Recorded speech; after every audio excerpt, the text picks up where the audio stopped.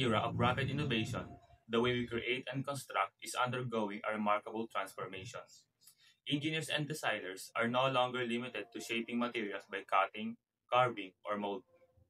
Instead, new technologies now allows us to form complex shapes with precision, efficiency, and minimal waste, opening doors to structures and products once thought impossible. This shift is redefining modern manufacturing and pushing the boundaries of what we can build, how fast we can build it, and how sustainably we can shape the world around us. Today, we are going to discuss all about additive manufacturing, or most commonly known as 3D printing, and how we can use it to create concrete structures, and explain the chemistry of rapid curing, mixed design, and retarders and accelerators.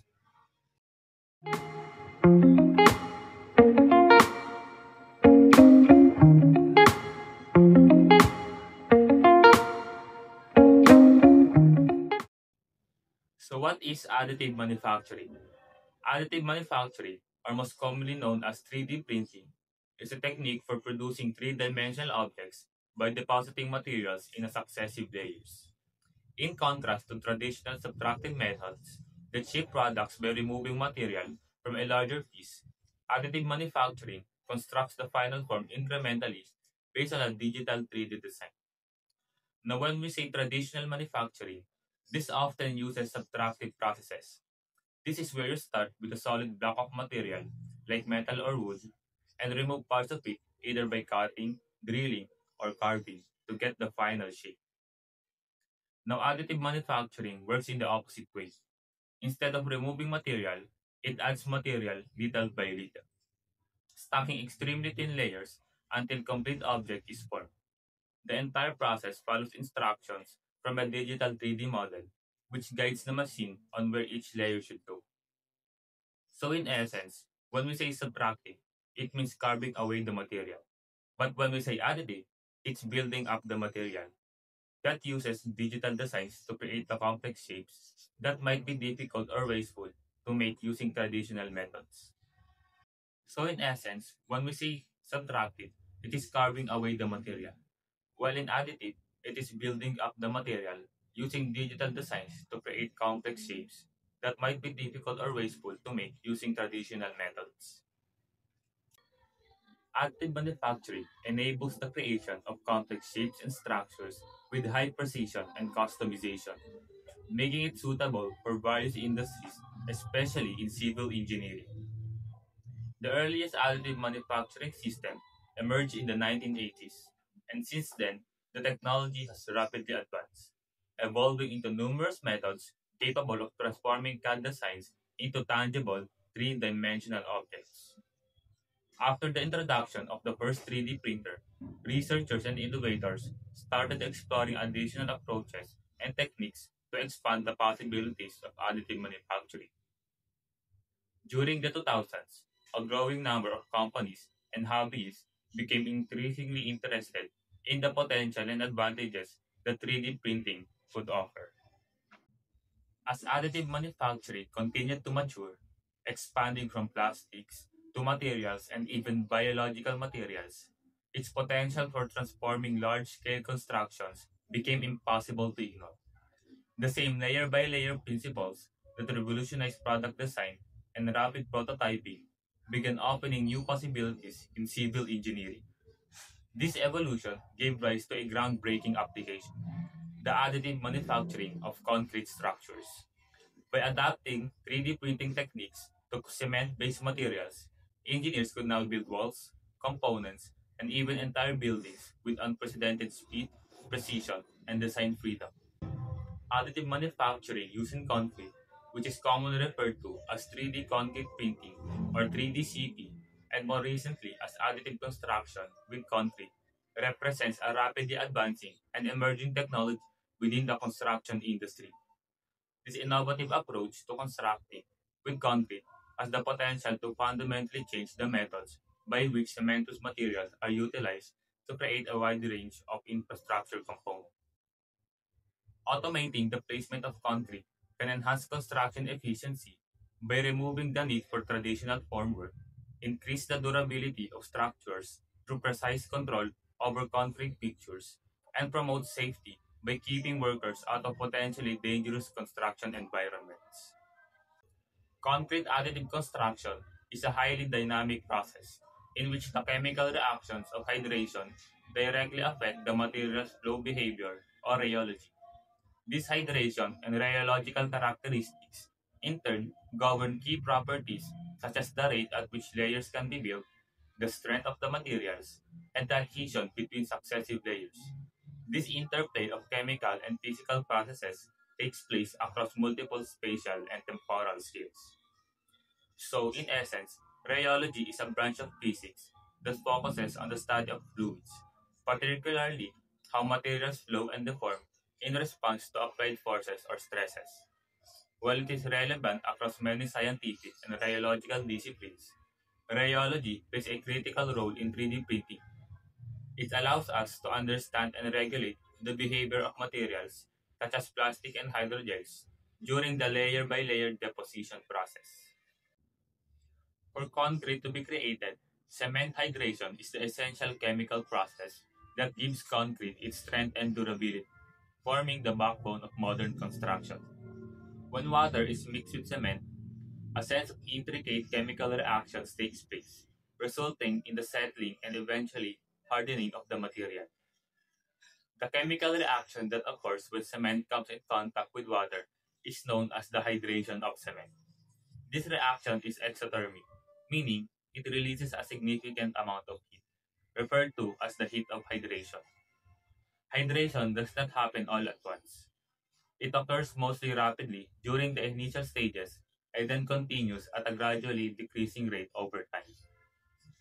During the hydration of cement, the main silicate compound in cement, tricalcium silicate and dicalcium silicate, react with water to form calcium silicate hydrate, or CSA, which is the primary substance responsible for the strength of concrete and calcium hydroxide. The chemical reaction for tricalcium silicate can be represented by the following.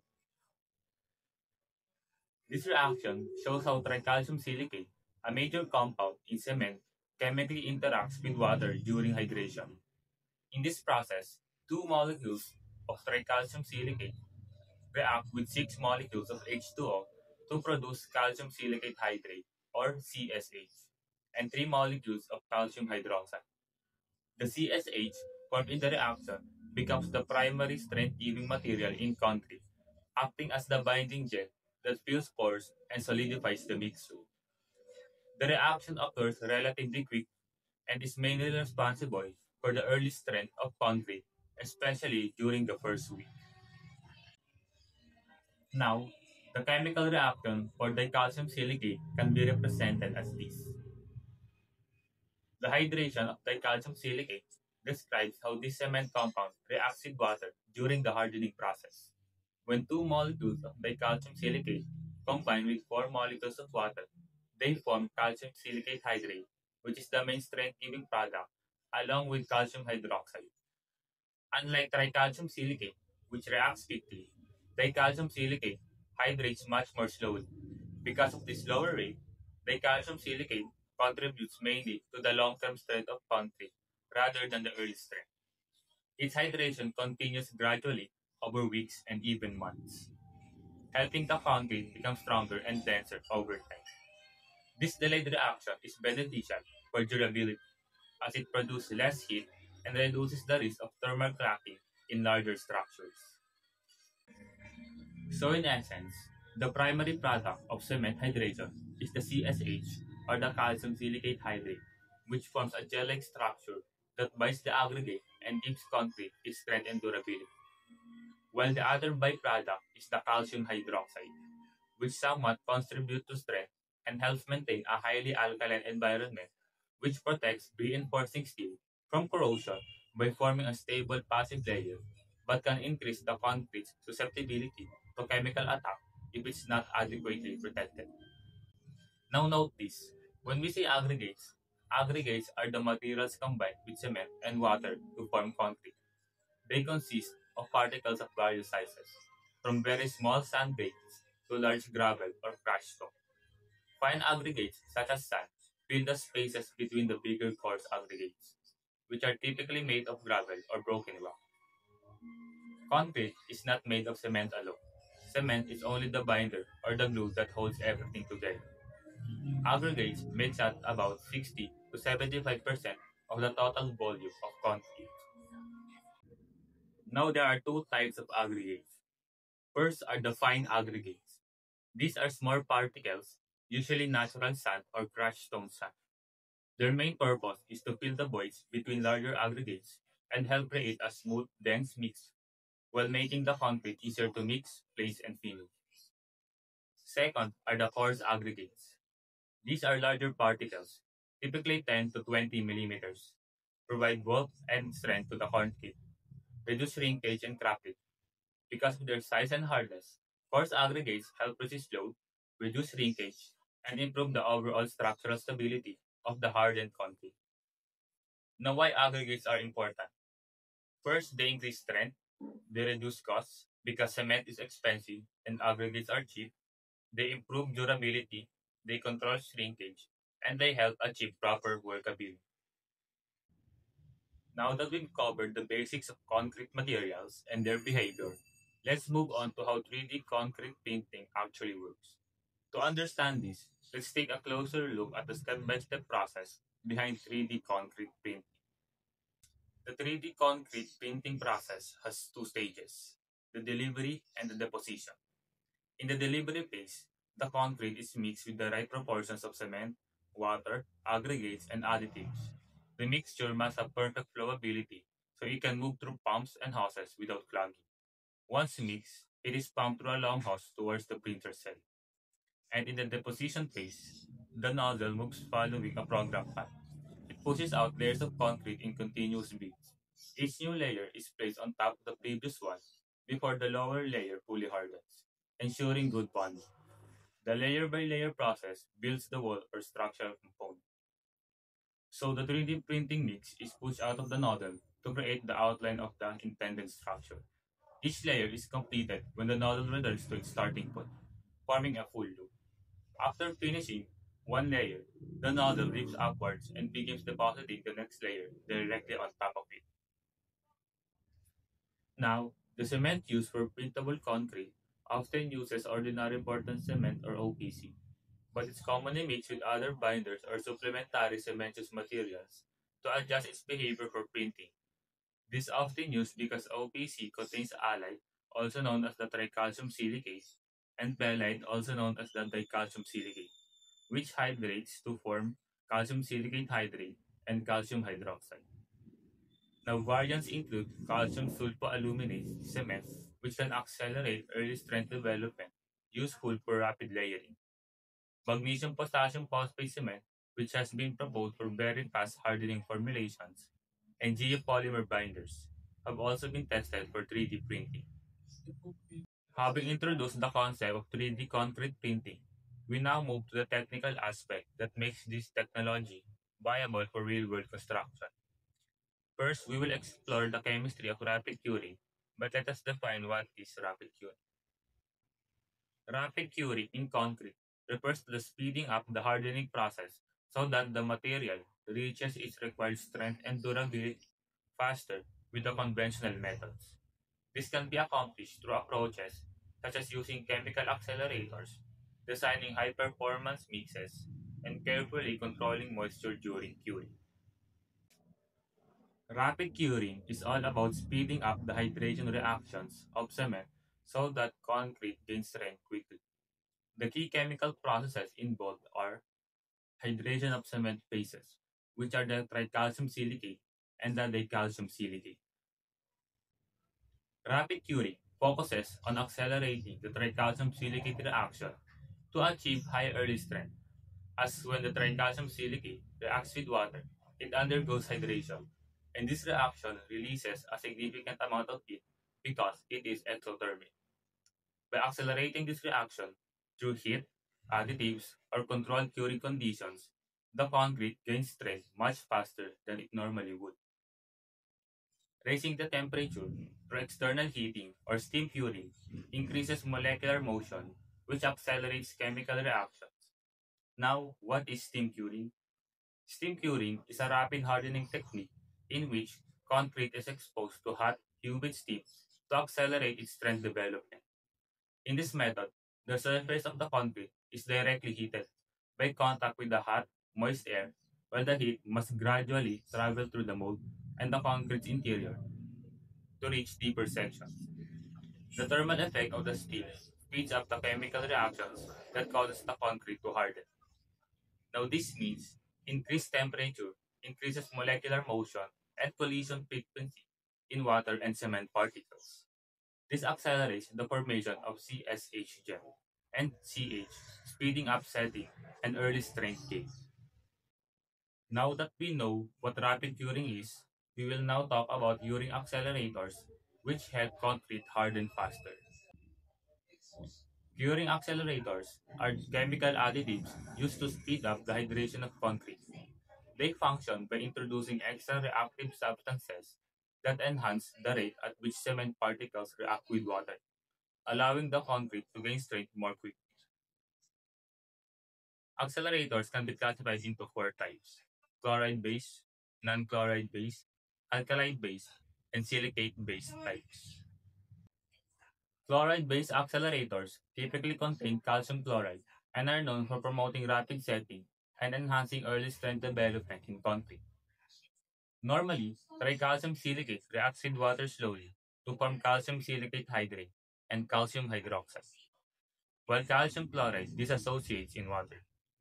The calcium ions increases the saturation of calcium in the pore solution, promoting faster nucleation of CSH crystals. Calcium from calcium chloride increases the ionic strength in the pore solution, making cement particles react faster. Chlorine ions and dissolved calcium ions help CSH crystals form more rapidly, leading to accelerated hardening. Non-chloride accelerators are chemical admixtures that do not contain chlorides, making them suitable for reinforced concrete, where protecting steel from corrosion is critical.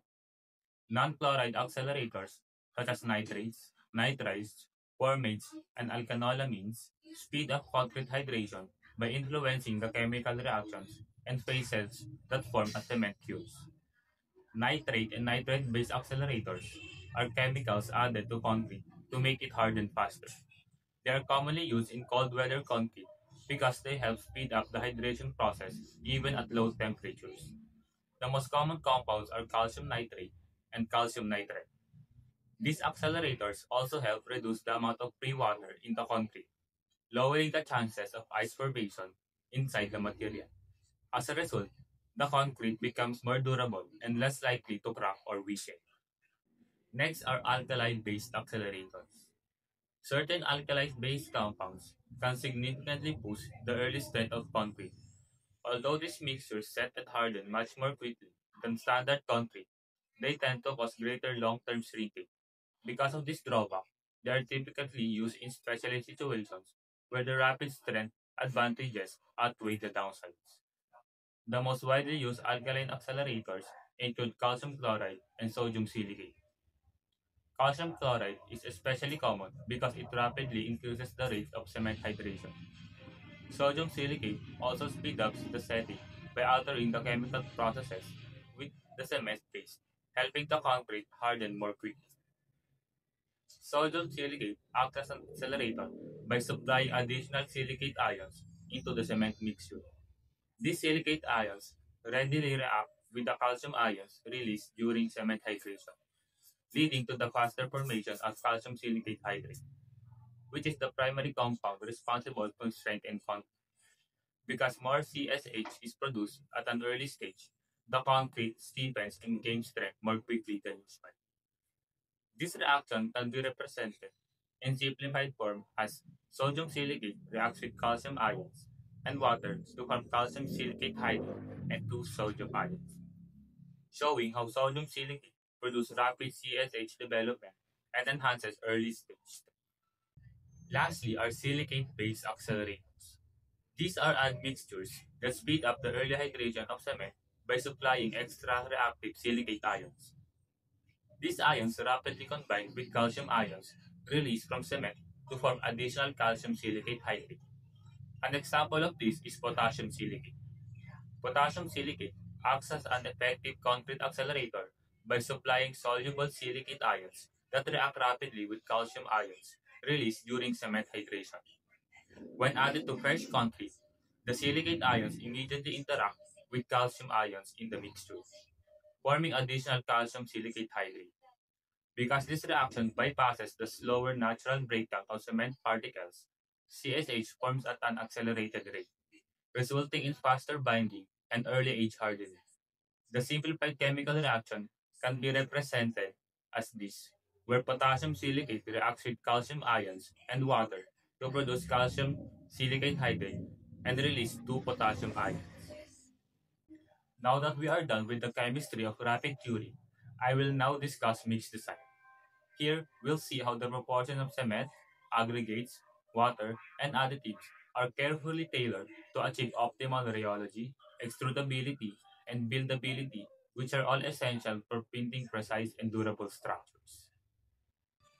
Mix design refers to the method of determining the right combination and quantities of materials that make up concrete, so the final mixture meets specific performance requirements. This involves carefully choosing and balancing ingredients such as cement, water, aggregates, and chemical admixtures to produce concrete with the desired strength, flow, characteristics, and durability, and overall behavior during placement and curing. A well-developed mix design ensures that the concrete is not only efficient and cost-effective, but also suitable for its intended application, whether it's traditional casting, high-strength structural work, or advanced techniques like 3D concrete printing. The mix design procedure involves a series of essential stages or steps, with each one playing a key role in producing a concrete mixture of optimal quality. The first step is selecting an appropriate water cement ratio. Choosing the right water cement ratio is important because it affects both the workability and strength of concrete. A higher ratio means more water, which makes the mixture easier to work with but reduces the final strength, while a lower ratio makes the concrete stronger but harder to handle. Concrete strength can change because of differences in materials and on-site conditions. To maintain safety, engineers specify a targeted mean strength that is higher than the characteristic strength, providing a margin to account for these variations. Second is determining the water content based on workability requirements. When preparing concrete or cement-based mixtures, the amount of water added must be carefully controlled. Water affects how easy the mixture is to handle, shape, and place. This property is called workability. If the mixture is too dry, it becomes stiff and hard to work with. If it's too wet, it becomes sloppy and weak once it hardens. Therefore, the water content is adjusted so that the concrete reaches the desired workability level for the specific application.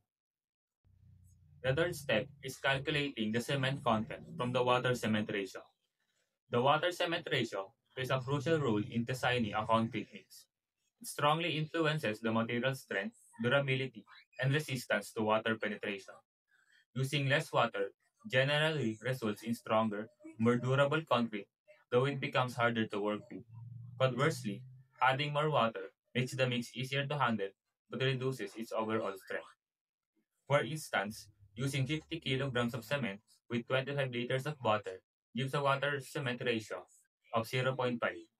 A smaller ratio results in stronger but less workable concrete, where a larger ratio improves ease of handling but decreases strength. Cement hardens through hydration, a reaction where cement compounds chemically combine with water to form solid crystals and gels. So in chemistry principle, too little water results in incomplete hydration, unreacted cement, and weak bonding, while too much water results in excess water evaporates, leaving pores, which results to weak, permeable concrete. The fourth step is determining the total aggregate content. Aggregates make up about 60 to 75% of the volume of concrete, significantly affecting its density, strength, and durability. To determine how much aggregate is needed, engineers consider two main factors.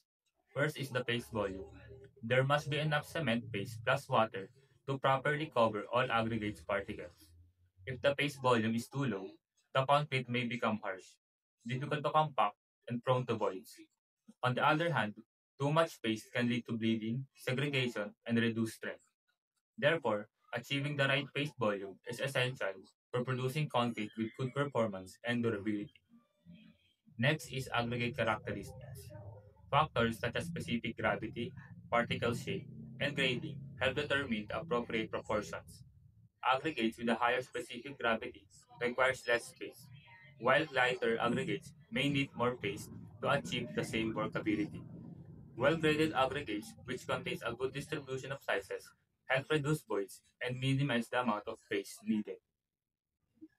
Fifth step is dividing the aggregate into fine and coarse proportions. Dividing the aggregate into fine and coarse fractions is a crucial step in mix design because it influences the overall performance of the concrete. Fine aggregates, such as sand, fill the smaller voids between coarse particles, while coarse aggregates provide the skeleton of the mix and contribute to its strength. Correctly grading both fine and coarse aggregates enhances the concrete's ability to compact, improving its structural integrity and increases long-term durability.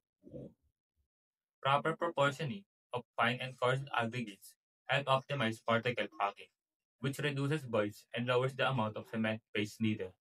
In addition, a well-graded aggregate system improves workability by allowing the mix to flow more easily without excessive water. The sixth step is adjusting the mix proportions based on moisture and absorption. Aggregates contain water in two forms: absorbed water, which is inside the pores, and free surface moisture, which are on the surface.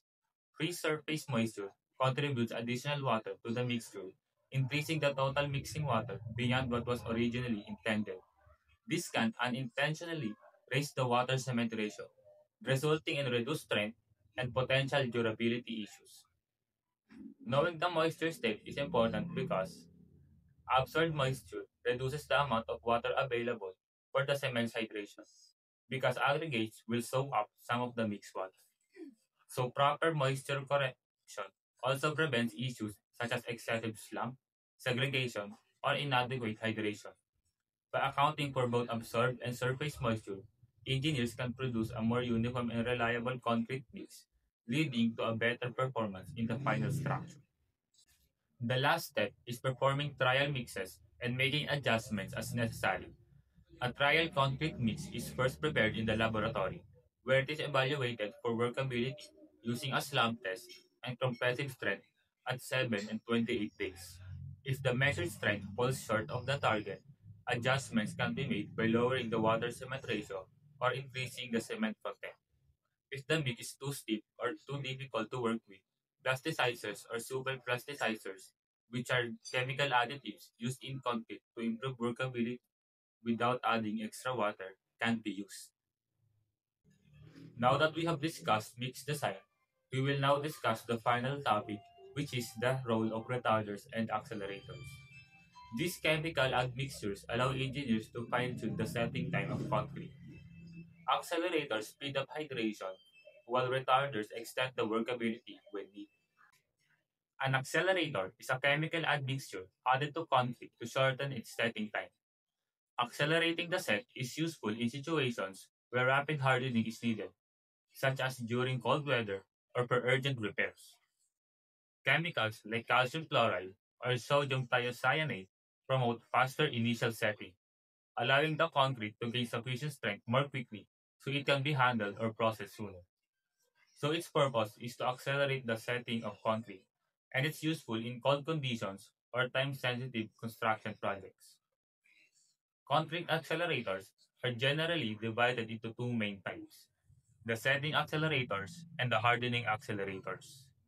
Each type serves a specific purpose in the mix, and selecting the appropriate one depends on the particular requirements for the project. Setting accelerators reduces the time required for concrete to change from its plastic, workable state to a hardened form. They are particularly useful in cold weather construction or urgent repair work where fast setting is essential. Some common setting accelerators include the mentioned calcium chloride, which is one of the most widely used accelerators, known for promoting rapid setting and early strength development. However, it can cause corrosion in reinforced concrete. so it is generally avoided in structures with steel reinforcement. Next is calcium nitrate, a safer alternative to calcium chloride. It accelerates setting without posing a corrosion risk to steel reinforced concrete. The next one is sodium silicate, commonly used in spray applied concrete or shotcrete.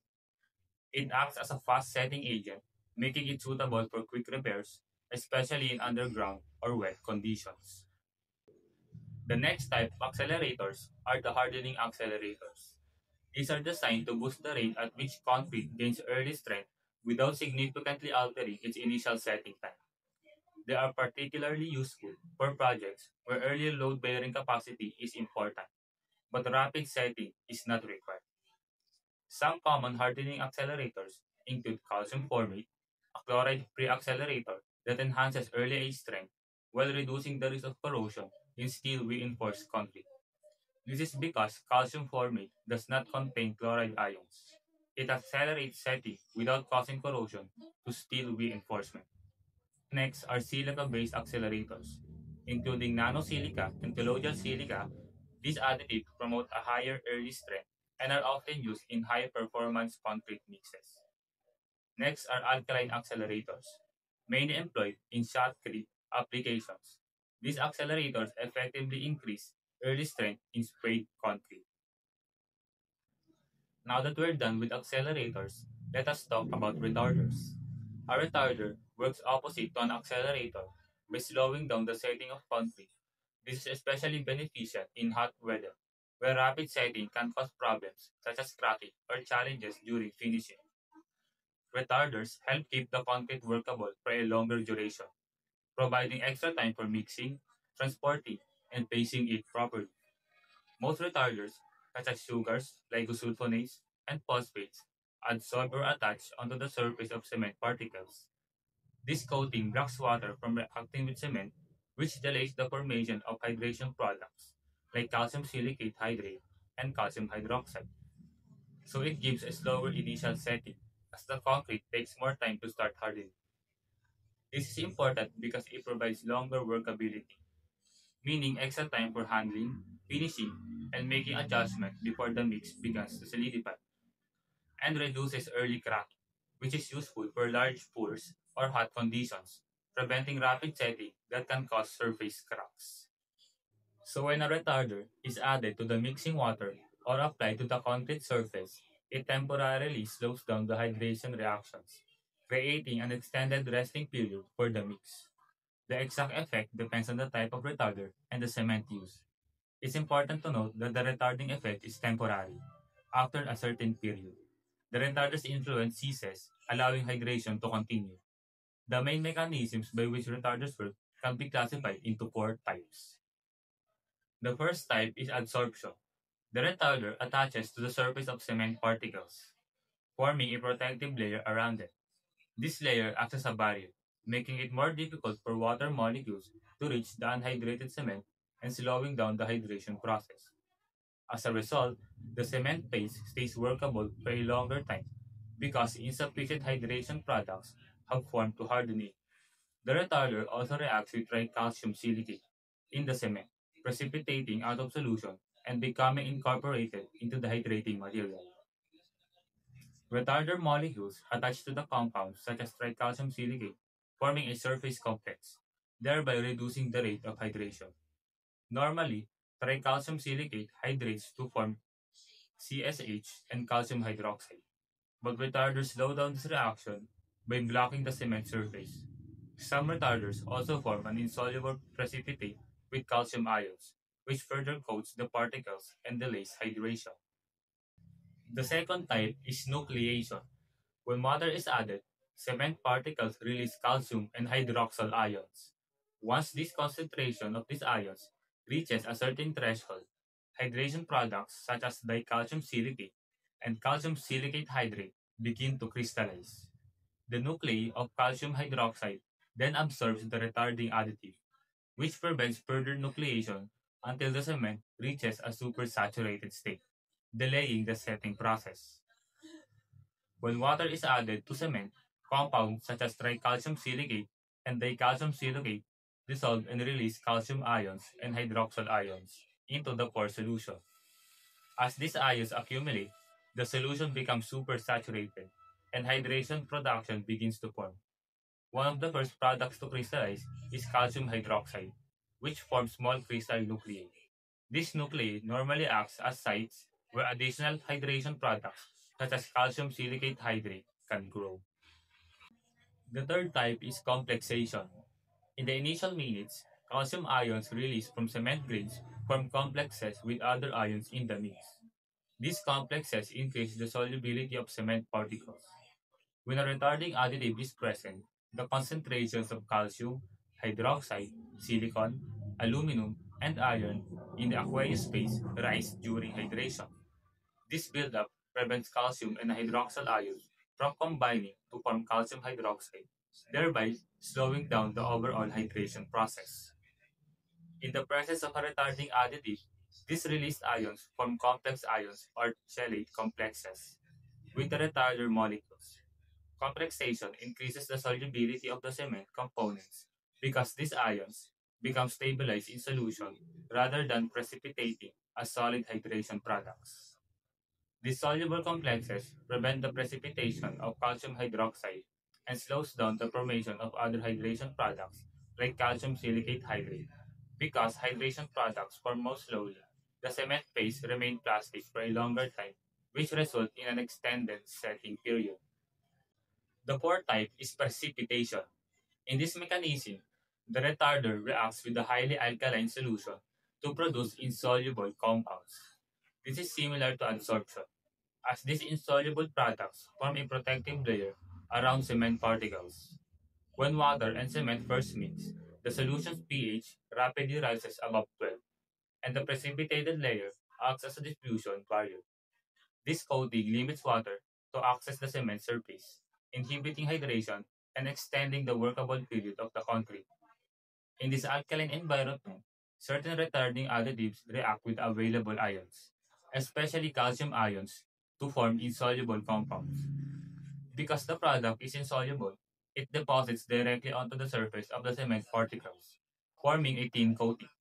This coating acts as a physical barrier that blocks water from reaching the unhydrated cement grains. However, when a precipitated layer forms, this reaction cannot proceed efficiently because water diffusion is restricted.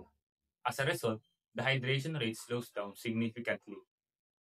Now, there are two types of concrete retarders, and these are the organic retarder and the inorganic retarder.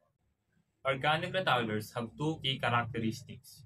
First, they are used in very small amounts, often only a tiny fraction of the cement content. Second, incorrect dosing can weaken the final concrete or mortar strength, making proper control essential. Some examples include citric acid and citrate salts.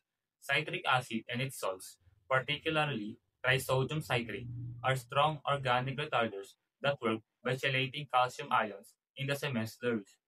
By forming stable calcium complexes, they prevent the precipitation of calcium hydroxide and other hydration products, which delays setting. Their major advantage is their strong buffering capacity, making them ideal for applications that require an extended setting time. They can also enhance concrete durability by modifying its microstructure. Other examples include sugars. Sugars and its derivatives, such as glucose and sucrose, act as effective retarders by absorbing onto cement particles and slowing down the formation of hydration products. This reduces the rate at which concrete sets by limiting water diffusion. Sugar-based retarders offer advantages like a longer retarding effect and improved plasticity, making concrete easier to handle. Next are hydroxide carboxylic acids and their salts. Hydroxylated carboxylic acids and their salts, such as lactic acid and sodium lactate, are widely used organic retarders in concrete. They slow down hydration by absorbing onto cement particle surfaces and forming a thin film.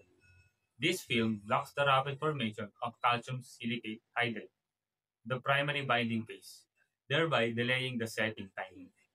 The last type of retarders are inorganic retarders. Inorganic retarders are non-organic chemical additives used to slow down the setting time of cement.